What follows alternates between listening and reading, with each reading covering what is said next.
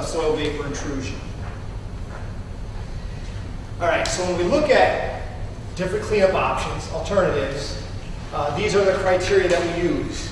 We want to have some idea when preparing them, some kind of standards here, and they're listed on this slide.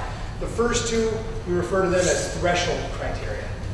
These two need to be met in order for us to further consider that option.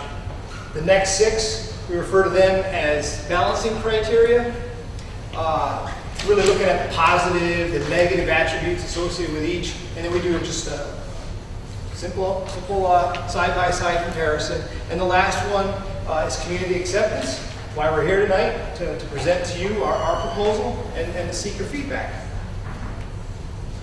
All right, going into the land-based portion of the alternatives analysis report, or the AAR. For this part of the site, we looked at two options. The first one is what we call a track 1 cleanup, where we're going to try to restore the site to its pre-disposal conditions. This is really a program requirement. We need to have at least one option in our analysis that shows what it would take to remove all molecules, all bits of contamination on the property.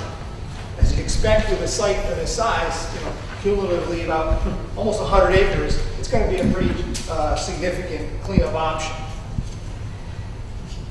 This would involve basically the removal of all the fill material that's ever been brought onto that site, excavation of 2.7 million cubic yards of soil, fill material, disposal of all that material that equates to about 5.5 million tons of soil, fill material.